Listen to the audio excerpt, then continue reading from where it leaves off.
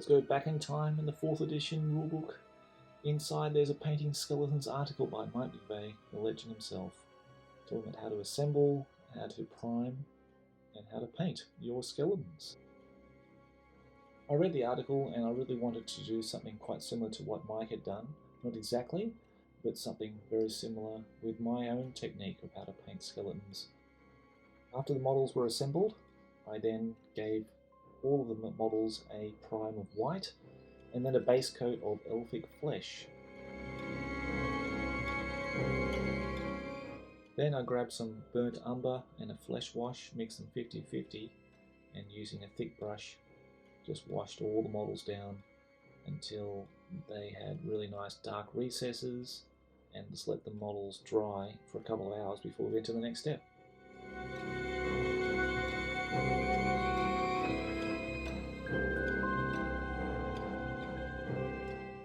Now, taking a nice soft bristle brush, I'm going to apply some beige paint, and then I just brush straight over the top of that, of the skeleton, because we want to find a nice medium tone between the dark and the light of the bone colour, and beige is just a perfect medium between the two.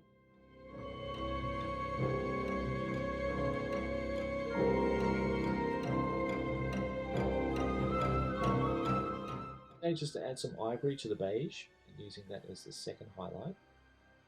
Not taking off any paint off the brush, just mixing on my palette, and then just keeping it nice and wet, and straight over the top again, and keeping it nice and smooth, giving it really nice smooth finish to the bone.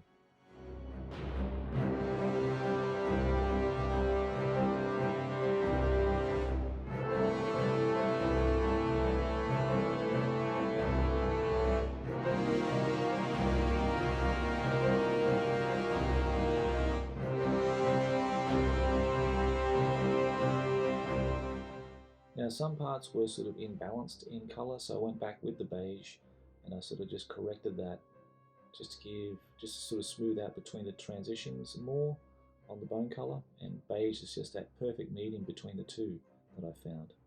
And I just did that just to balance the colour and to make things, any corrections, adding more white to that mix as well, and to pick out all the raised highlights in areas on the model, keeping the paint wet so it's nice and easy to blend as well.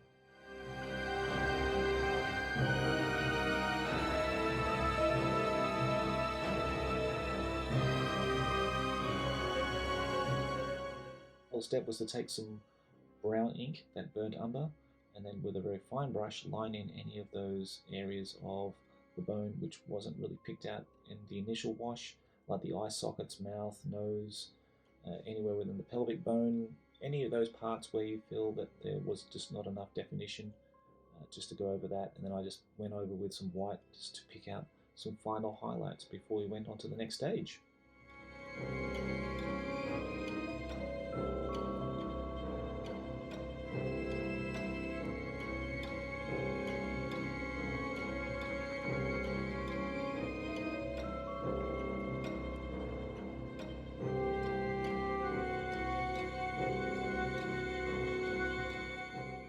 Next came to the metallics. Now, to do all the metallics, I prefer to use a base of Chaos Black.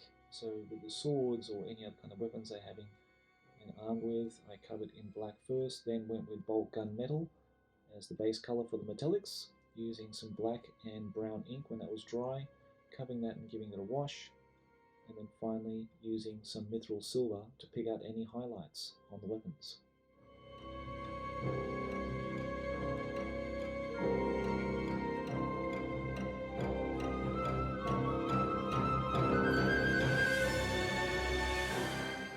Next to the shields, we had some shields here, some plastic shields on sprue with some transfers, which are lovely to do.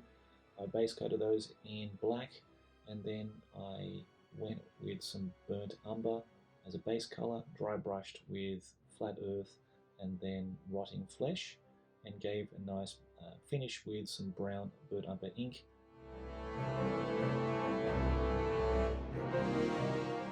Before applying the transfers, I gave the shield faces a nice thin coat of gloss varnish, and then submerged the transfers using some tweezers in some warm water until they were pliable and came off.